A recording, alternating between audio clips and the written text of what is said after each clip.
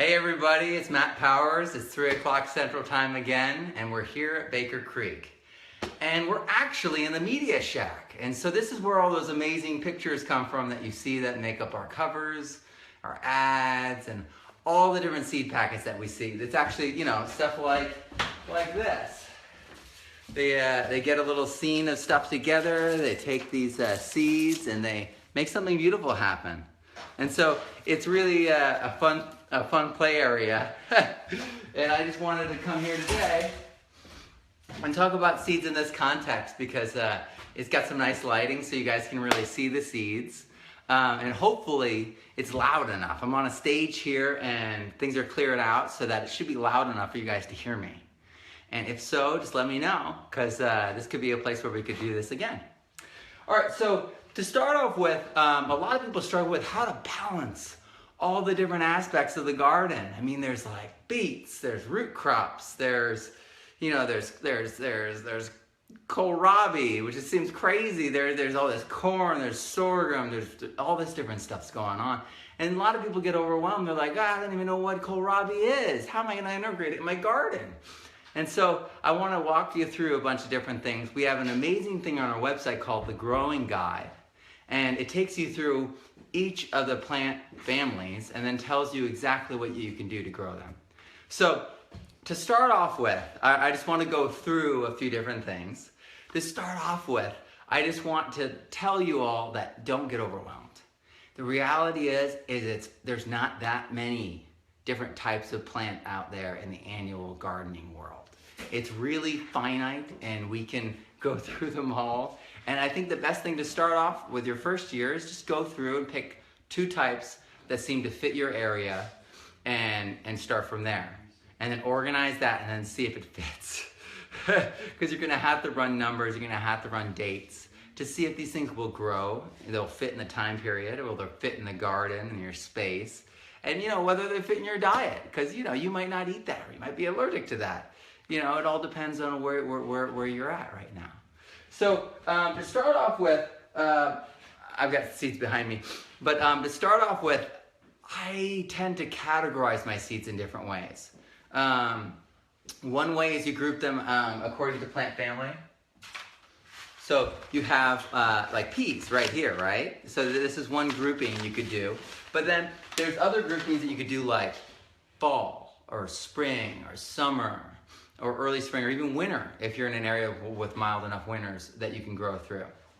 And so when we categorize, it makes things simplified. It makes all the different varieties smaller.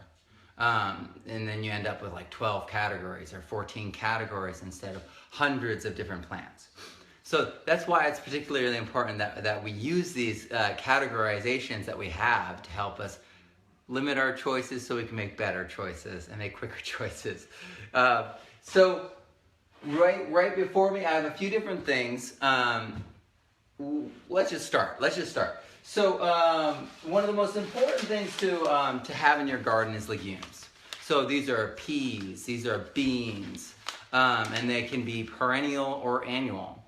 And like I said before, we have these amazing, and their names are backwards because I need to see myself in the camera, so I'm not like over here talking to you. I like to be like right here, and I can't see it. We're working on a camera where you see it the right way, and then I've got the other camera to the side so that I can tell. We almost had it ready today so that you guys could read it when I hold it up. So maybe tomorrow we'll have it that way. But yeah, so these are really great. This is a 60-day. This is a really solid, heavy crops. This I would put in spring. It's tolerant to most diseases. This is really special. This is like a bush pea, so it doesn't require staking. It puts off these amazingly beautiful colored peas, and they're delicious on top of that, which is always good, right? So these are great for early spring. Peas tend to be fall and spring, but you can get them to grow through summer depending on where you are. But they tend to try to finish their thing and try to go completely to seed and dry down within the time frame of early spring and fall, especially where it's hot. But where it's, not hot and you have a mild winter, You can do peas like the Austrian field pea. You could do that, and we offer those. You could do that over winter. I've done that. Okay, so again, talking about legumes. This right here, this cattle bean, this Jacob's cattle bean, this is an amazing bush bean. And by bush, I mean it's not gonna climb on anything. It's gonna go boop, and it's gonna make this finite area where it's not gonna go too far, and it's gonna produce fruit. It's gonna produce beans for you. So Trail of Tears beans, it's gonna climb. It's gonna climb up things, and it's gonna follow that trellis as high as it can go. And this is an incredible bean too. And then we have the Cowpeak 6-week purple hull. So this is an incredibly early cowpea. So when we're planting our gardens, having early, mid, and late is really important because that guarantees that we get a yield throughout our season.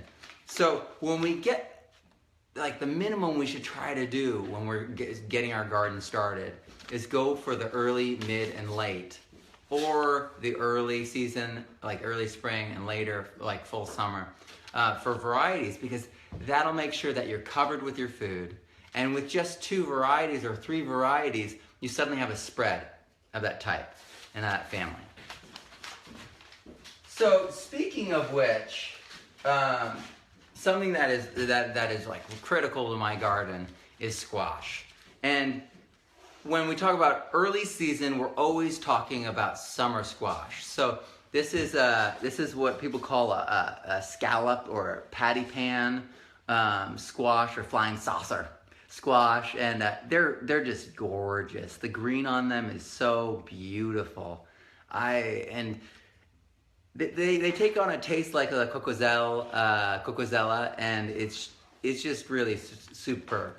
Don't miss out on this one. This is the Green Bennings green tint scallop, not to be missed. And they sell that in bulk, so you can go wild if you want.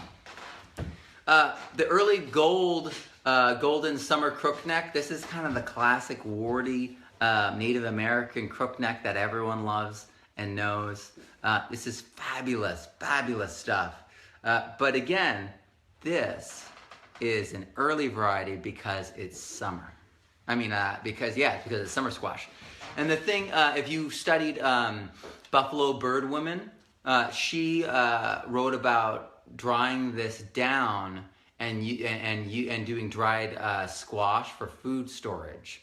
And I think that they selected the summer squash because of the way it dried down, was significantly different than the way that winter squash dies down. The sugars are not present in the summer squash, and so what happens when they dry down, when you bake them, they don't have that sweet candy kind of sweet potato almost-esque thing going on.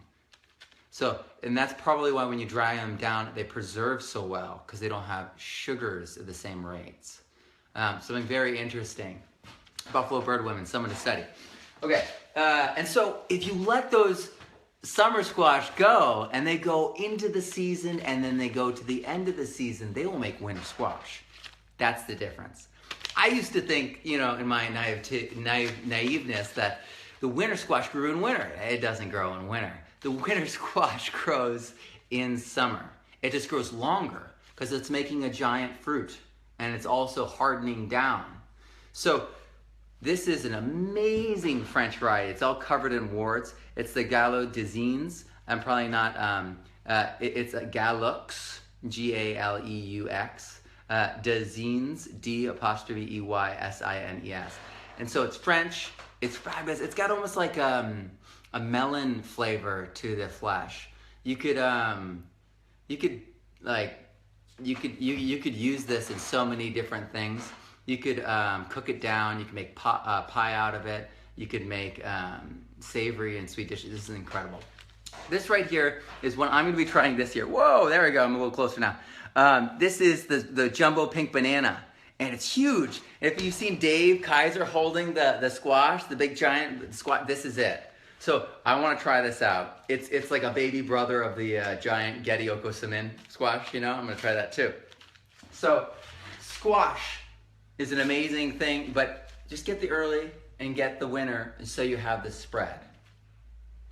All right, so speaking of early, I'm just gonna jump around to the fruit because, you know, we all wanna hear about melons, right?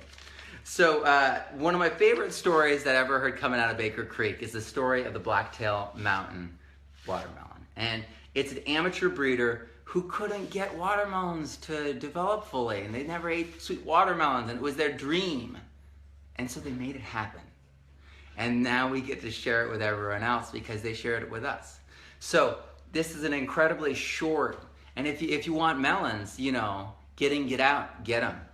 And this is a great way to do it. If you get too hot or if you get too cold, you have it be a short season, that way you get in and get out. All right, so the Alibaba. This is my favorite watermelon ever. It's absolutely incredible. It tastes like candy. It tastes like the way you dreamed watermelon would when you were a kid and we were watching it on TV or something. It's unbelievable. If you have any watermelon in your life for the rest of your life, make sure you at least try the Alibaba. And you can try it at the Heirloom Expo this September in Petaluma, where we'll all be.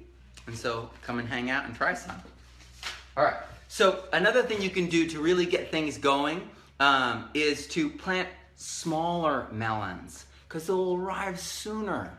So this is a tiger melon from Russia, and it really does look that way. It actually looks better in person. This photograph is amazing. It seems unreal, but every single one is a different pattern. It's like this, but it's all different modeled patterns. So everyone feels unique and beautiful. It's amazing and stunning. And it's also like a cantaloupe type, so it's not a flavor that you should be afraid of. This is a giant melon. This is something super fun. This is Ginger's Pride. It's the largest melon that they carry. You can see here, that's a cantaloupe type, and there's that tiger melon. And so it is a smaller type compared to a cantaloupe, but man, that Ginger's Pride's big. And then this is a French variety. I love the French. The Charente is also another good French one. I grabbed extras because I got excited. But I'm trying to kind of guide you guys in going, just start with 2 for each variety. So go through the growing guide, pick out 2. And that way, if you're like, oh, I do tomatoes every year, I got 50 tomatoes already in, you're like, yeah, but I could take 2 of that and 2 of that and 2 of that. And then you start growing your repertoire and understanding what's possible, okay? So here we go. One of those things that fits in really, really well, but sometimes can be a pain, is onions. A lot of people have trouble with onions because the day neutral, day length kind of thing. If you get bunching onions, they're just gonna keep spreading. And so these bunching onions, this is the red Welsh. This is an extremely hardy onion. So it's not only gonna be tough, it's gonna be resilient, and it's gonna keep producing. It's a perennial. It's a bunching onion. And the same thing with this. This is a Tokyo Long White. And so this is, I'm gonna talk more about perennials in a little bit, but if we just focus on getting each element there, we're gonna end up with a much fuller garden, and it's much more diverse. And all these plants, especially ones that are stinky, like in the Astraceae family and the slipping away, I'll write it in the comments. But there's 2 specific families of plants that bring the most beneficial bugs that are gonna come in and protect our plants. And people have been asking about that lately. It's in my book. A lot of things are in my book that I can't quite always remember on point on camera, but that's why I wrote it down in a book, right? So yeah, perennialize as much as possible so it becomes easier. All right, so speaking of which, making it easier.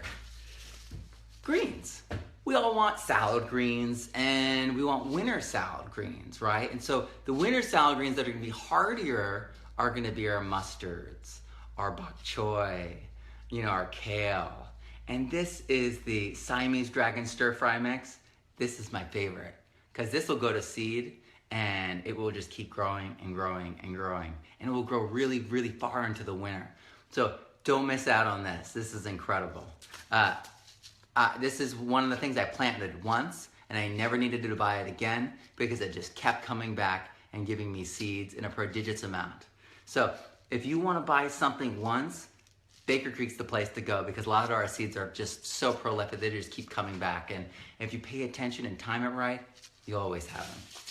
All right, so the lettuce is the Rocky Top mix. This is one of the most popular Baker Creek varieties, Baker Creek mixes, I should say.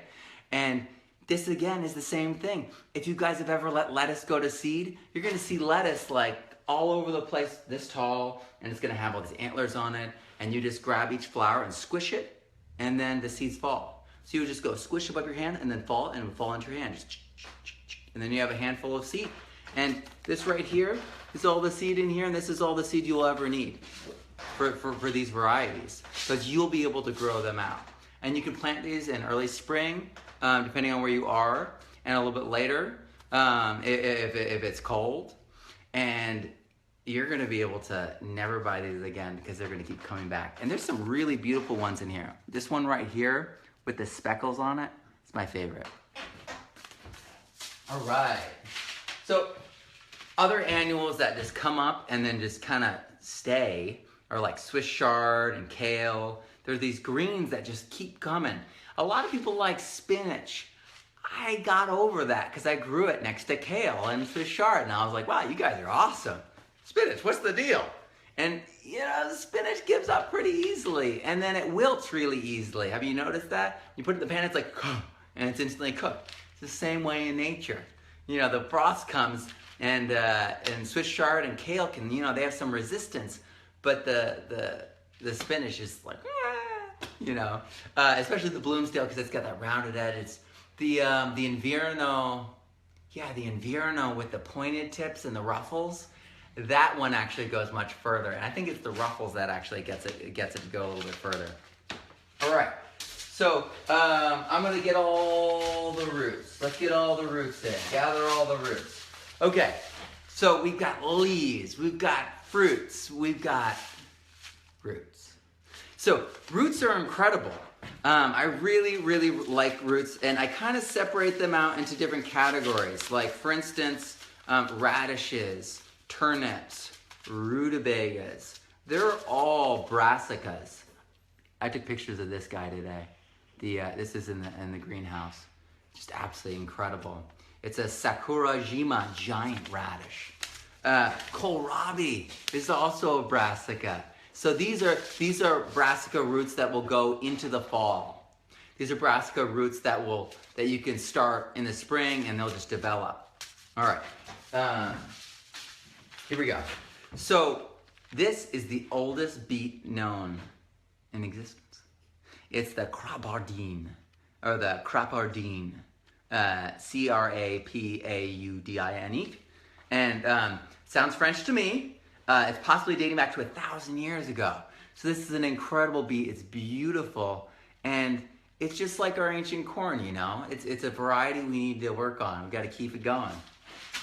All right, this is one of our most popular varieties in the whole catalog.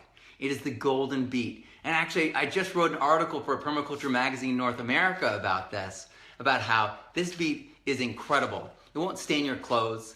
It won't stain your hands. It tastes less bitter than the red beets, and it's more sweet. Well, you know, it's more sweet, so it's less bitter, right? But this is something that kids will eat. And especially ones that are like, the red beets are kind of bitter, you know, have them try this, and you'll be really surprised. There's a whole lot more going on, and there's a reason why everyone's buying these. So check out the Golden Beets. All right, so the red carrots. I don't know if you guys have heard about this, but there's red and purple carrots out there that are circulating, and people are getting really excited about. And these carrots, they're higher in vitamins, in certain vitamins that regular carrots just don't have. So planting a diversity is a great way to get more nutritional value out of our gardens. Here's an incredible one. This is an oxheart, and they can weigh up to 1 pound each. So we're talking about thick, fat root crop that is unlike most carrots. All right. So the thing with those tends to be early spring. And then you can, with like carrots and beets and everything, you can take them into spring. And with carrots, you can do them every week and stagger your planting so you're getting carrots at different rates and different time periods. And if you're in an area that has trouble with the long carrots, get the short ones. The Parisian ones are short. If you're in an area that really requires a short season, get the shortest season ones, and we have those marked, okay? We got some of those marked in there. Okay, so speaking of shorter season, speaking of trying to fit things in, we have these sour gherkin cucumbers, and they're just teeny. They're just teeny little treats, and we can totally grow these in little corners and little edges and areas. If you're like, I haven't had luck with cucumbers, or I don't know about cucumbers, try this out. And if you're in an area that's like way too hot for cucumbers, and someone asked me about that today, check these out. This right here is the Armenian, and this is a cucumber that is that whiter flesh, the whiter skin, and it's really, really good for fresh eating. It's really something not to be missed, and it does really well in the heat. This right here is the Suyo Long, and this also does really well in the heat. I think it has to do with the way their skin works. It makes them more heat tolerant. All right. And then let's hop over here before we hop over there. All right, so someone today asked me about popping grains. I don't know if you guys have heard, but there's a lot more grains than popcorn that pops. Popcorn is just one that got popular. But we've got popping grains. We've got sorghum, which is an India red popping grain right here. I did the Mennonite sorghum, and that pops just as well. We've got, where are you? We've got Amaranth somewhere over here, and Amaranth, that'll pop. But the crazy thing about it is it'll just be like the top of the popcorn, not the hard part. And so it'll just feel like you're eating endless fluff. It's really kind of enjoyable. So popcorn, of course, you can pop. Sorghum, amaranth, quinoa can pop, which probably means horizontal can pop. I haven't tried horizontal yet. That's a good one to try when you get home. So popping grains is something real and something that you can do. And it's easy. I mean, think about it. We're storing the grain. And then the only preparation you do is you put it in a hot pan and it pops. You know, you put a top on the pan so that they don't fly away. But that's all it takes. You know what I mean? It's an incredible snack. I'm looking forward to the popping bean, the chickpea, the orange popping chickpea. That's going to be incredible. I've been thinking about that ever since I heard about it in Carol Depp's book in the early 90s called Breed Your Own Garden Vegetables. Carol Depp's amazing. She's the one who wrote The Resilient Gardener. And she's actually the person I got the horizontal from that I grew for Baker Creek. So now you know the whole story. So speaking of Carol, she developed a new line of corn out of this. This is Painted Mountain corn. And this is where Papa's comes from too. So this is an incredibly exciting corn. It's kind of like the glass gem corn. If you're into glass gem corn, you're going to be into this. This is the popcorn, and this is the flour corn. And they both have so much genetic diversity. And they're both pretty short. I mean, popcorn we know is short, right? But the thing with this Painted Mountain flour corn is it's like 4 feet tall. And so it becomes instantly manageable. And then for breeding purposes, it's so short that you cross it with something like, I don't know, these 20-foot tall Peruvians maybe. And you're going to end up with a shorter habit. And you're suddenly not going to be getting the ladders out. You're going to be walking around and harvesting your corn at a normal rate and a normal height. So, Painted Mountain corn, absolutely survival corn. If I was going to get any two corns, it would be these two corns. And that's kind of what I'm doing. I'm taking you through all the different varieties and showing you two that are unbelievable. All right, and so like I said, there's amaranth. This is amaranth that they eat for the leaves. It's a Mexican heirloom. And this amaranth is eaten for the seeds and the leaves. It's golden giant. It looks a lot like the orange giant. I don't know the difference really. I'm going to grow them. I'm going to grow this next to mine and compare the difference this summer and see how they're different. Maybe there's certain genes that I want from there. All right. All right, so let's talk perennials. So, and then we'll talk about herbs, okay? These two berries are basically the same plant.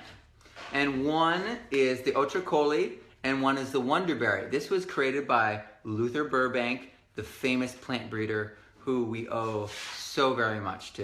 If you don't know who Luther Burbank is, he's the guy who worked with stone fruits and showed us how to do all like the things like pluots and all those kinds of things. He's the guy who worked on that. He, at one point, I think had a white blackberry going. Yeah, absolutely incredible. So this is it's a nightshade berry. When it turns black, it's edible, but it's not poisonous. So it's not deadly nightshade. It looks like it, but it's not. This is Otricoli. This is also a nightshade, and it's a wild plant, and it's very, very beautiful. And they taste, I can't tell the difference, but they're so early. So while your tomato plant's growing, these already are established. These are the first fruits in my garden every single year. And this is perennial in California in Zone 8B. It'll die back down to the stump and resprout every single year from its base. And it is just the first thing there. And the birds that eat it spread it everywhere. So if you have an area that you just want to start taking over in a very low impact way, this will do it for you. It's amazing. All right, who else? Here we go. Another thing that spreads and gives you fruit is strawberries. And the kind that we have, it tends not to spread as fast as the normal kinds that we usually see. These are not hybridized. These are the heirloom strawberries. The modern strawberry we have is actually a cross between a North American and a South American strawberry, and it's a hybrid. And these original strawberries, I would say, are sweeter. Their flavor is much more concentrated, and they don't spread as fast, but they give you fruit the entire time, rather than just in June. You know, they're like, June, and then they're done. Yeah, June bearers, no. These are alpine strawberries, and they give you regular yields throughout the summer. They're ever bearing. All right, and I want to grow as many different versions of strawberries as possible. They're yellow, there's white, there's all these different red kinds, and all their flavors different. I can't even explain to you how exciting it is to have the flavors be different, even if the color's the same. The flavors are different. Like that's the number one problem I have with like so many things. It's like, yeah, it's purple, but it still tastes like the orange. You know what I mean, or something like that, right? And it's like when it actually tastes different. Oh, yeah, I'm all about the taste. So I'm super excited to try all these strawberries. All right, now, if you can grow artichokes, I really highly recommend the purple varieties that we sell. They have bigger hearts, they're spikier. They have less leaves, but bigger hearts. So if you're into artichoke hearts, you want to try the purples, okay?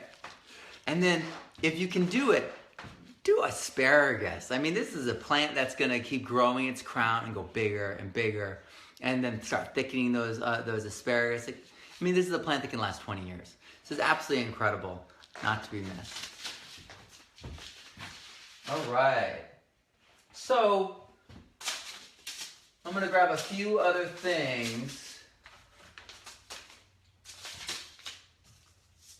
So if you are first-time gardener, a lot of the things that you're going to want to grow are going to be experiments. And so you're going to want to either go with what's common and easy or what's absolutely exciting so that you pay attention and take care of it. And if you kind of do a little bit of both, it makes it very exciting. It makes it easier instead of just doing everything crazy, everything hard. Or everything unknown. It might not be hard, right? It just is unknown. And so having that balance, that mix really helps keep us engaged in our garden so that we monitor it. And it also gives us the reward that we want when we have success. So I would say balancing those two is really critical for our enjoyment. So this is a late flat Dutch This is a very big cabbage. So this would be later in the season. This would be like right before winter. This would be something that would get frost hitting it, and then you'd be going out and taking it and cleaning it up. A lot of the Brussels sprouts will look awful and look all died down. The frost will have hit it. And meanwhile, underneath all that is these beautiful Brussels sprouts just waiting for us to harvest. And it's all about timing, right? So these Brussels sprouts are red, by the way. I don't know if you know, they're purplish red. Must have, right? I already have some at home. I'm ready. So eggplants. Now, these are something that my family doesn't eat. I will eat eggplants, but my family won't. So what I'm going to do is I'm going to go take that same philosophy. They don't like the common eggplant, so I'm going to go crazy. We're going to do the white egg. I want to do one of the red varieties, and then maybe one of the yellow varieties. And that way I intrigue them and I get them to taste it that way. And hopefully I'll figure it out. Because I mean, eggplant's another one of those things where there's so many colors, and there's a standard flavor, but there's also more variation. And I want to taste the variation. Because it always lends itself to different things in cooking. All right, here we go. This is something I'm super excited about. I'm just going to throw this in here randomly because I'm just really excited about it. This is a nightshade. This is a fruit. This is a ground cherry. I don't know if you guys know, but ground cherries are one of our best sellers. Ground cherries sell out. If you're going to get a new variety, try the ground cherry. They grow like weeds in Latin America.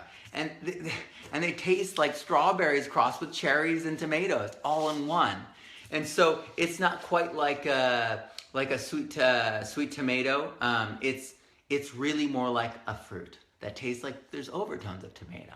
So this is incredible, not to be missed. It's Aunt Molly's ground cherry. All right. All right. So peppers. A lot of people love peppers.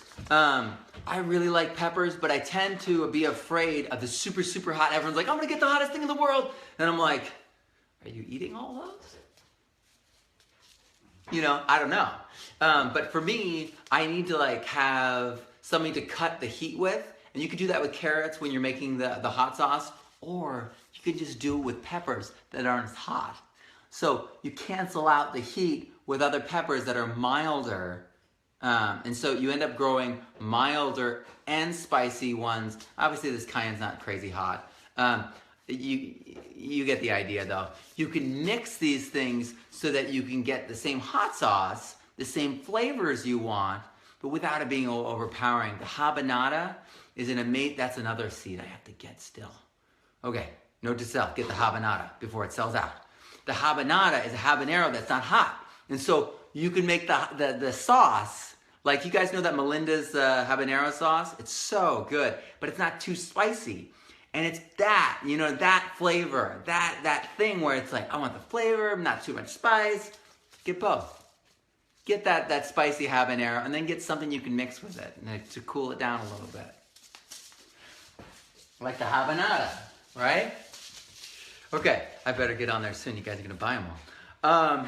So speaking of early again, we've got this Glacier Tomato, and this is a super 55-day tomato.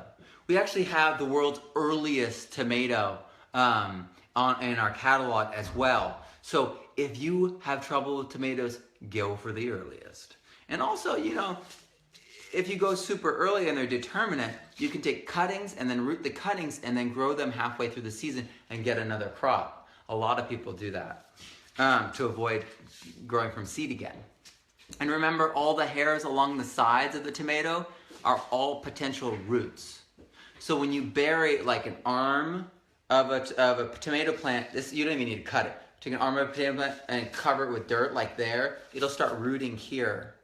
And then you can cut it here, and then you have another tomato plant. So that's a fun little technique. Yeah, we've got so many beautiful ones this year. And this is a big one. This is a moderate-sized one. You're going to want to get you want to get a determinate so that it ends and so that you can get your food. And then with indeterminate ones that just keep growing, a lot of those you can get to be smaller fruits, so you can constantly be getting the smaller fruits even up to the moment that it's done. So you can be growing it up trellis and frost is coming, and meanwhile you're harvesting fruits and then you get them all. But if you've got that one plant with a giant tomato and the frost comes and you lose it, it's heartbreaking. So thinking about these things, preparing yourself, having both, so that if something goes wrong, you know, you're covered, is really great. Hold on. I dropped this one. All right, so this is really awesome. Another super early one. This is actually a plant breeding innovation. This is a Dr. Pritam Kalia of India created this, and this is a 35 to 45 day cauliflower head. It's the Pusa Megna. So it looks like Megan, but someone misspelled it, but it's Megna. So this is 35, 45 days. So if you have trouble growing these, and you're like, oh, I've never been able to grow them, start here. All right. Yeah, and then the peppers, you know, get 2. Try some out, go for your favorite colors. And, oh, here we go. Here's the last one. Oh yeah, we were gonna talk about herbs.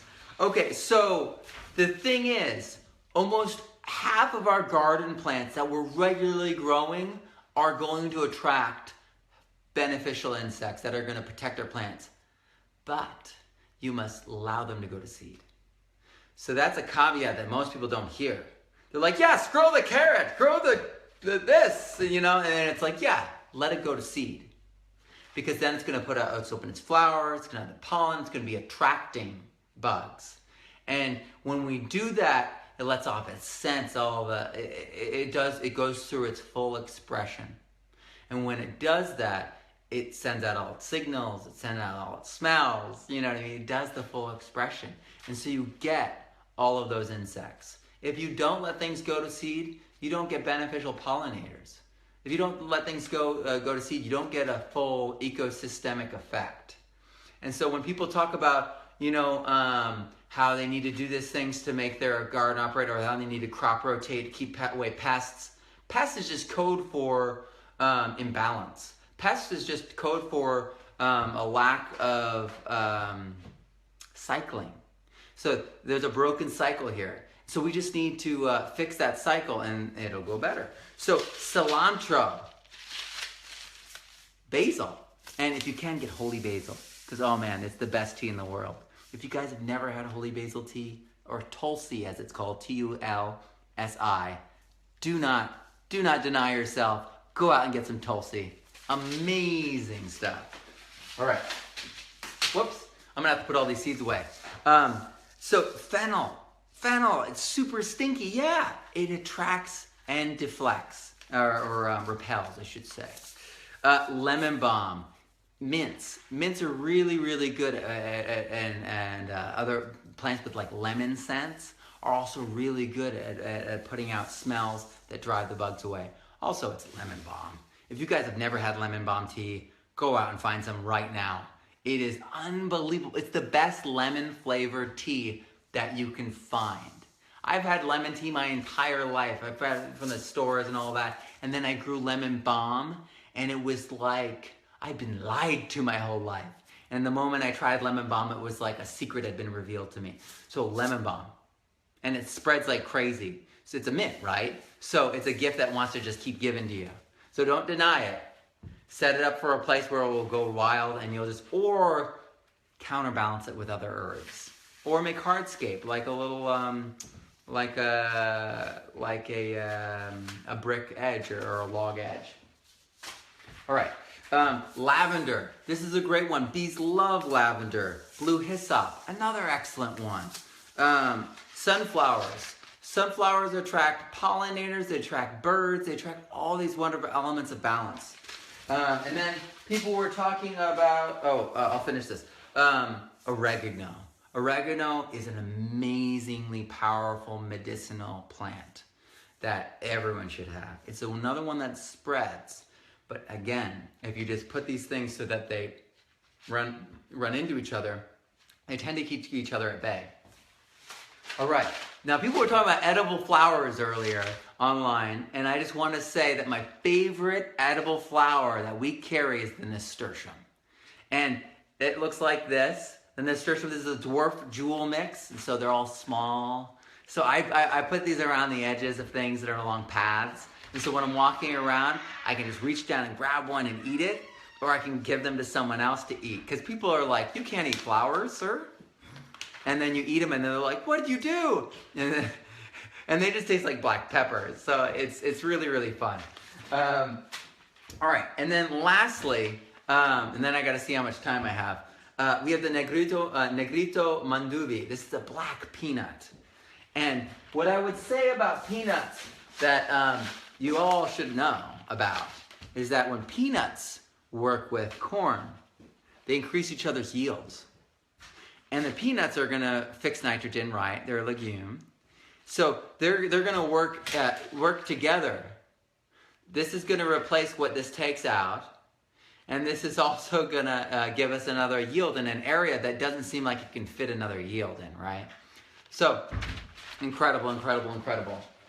Speaking of which, let me actually say one more thing. When we do buckwheat with cowpeas, it is just like that, where we are, but it is specifically in terms of nutrient accumulation.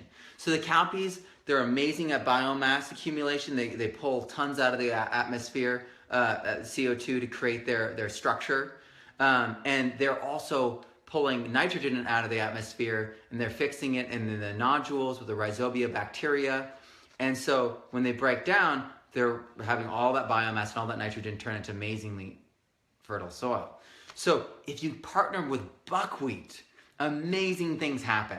So buckwheat, well, people say they rob from the cowpeas, but what happens is they start pulling the nitrogen from the cowpeas. They're nitrogen fixers too, but they're also good at this lateral stealing thing.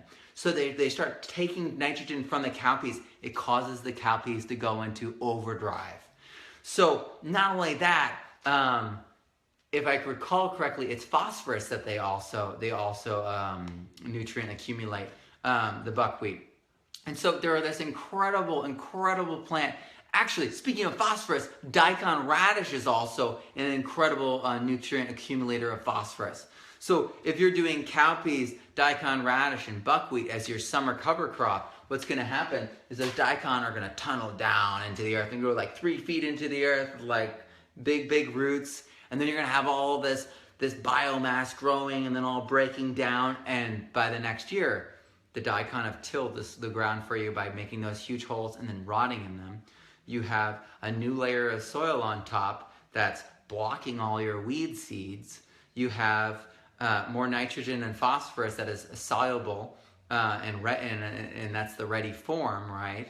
Because you guys know that all these elements, like all the minerals and everything, are still in the soil, even when there's no soluble nutrients.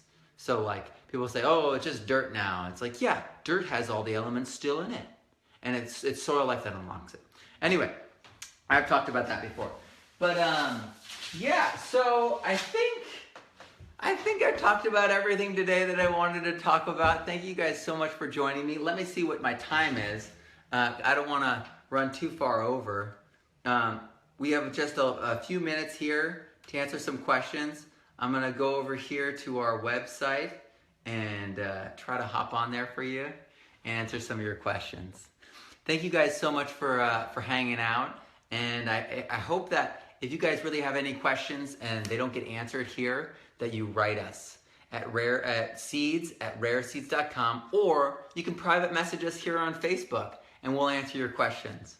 I'm going to read through all the comments and I'm going to get on here. It's not letting me on right now, but I'm going to get on here. I'm going to go to a different area and I'm going to answer all your questions. I hope that you guys had a wonderful break and a wonderful weekend, and Happy New Year again. And I hope 2017 is the year of your biggest garden. And if you need any like hands-on help, if you want to come to my class is open. So come to my class. I have a gardening class that's starting January 15th. And it's, if you go to the permaculturestudent.com, you can register. And you can register your whole family. You can register as a neighborhood. You can register as a school. You can register as a gardening group. Whatever you want. The idea, though, is that we all get to work together. I lead you guys through the information that I have that's pertinent about gardening. And then we start designing together, and it's a collaborative effort here on Facebook. We're gonna have a secret group, and I'm gonna take you through my garden setup because I'm starting over too. I'm here in Missouri now. So I'm gonna be starting from scratch. I'm gonna be starting my garden from zero. So I'm gonna be doing it right alongside you guys. So if you guys wanna join me on that journey, go to thepermaculturestudent.com, and I'll see you guys there, and I'll see you guys every day here too. So have a great one.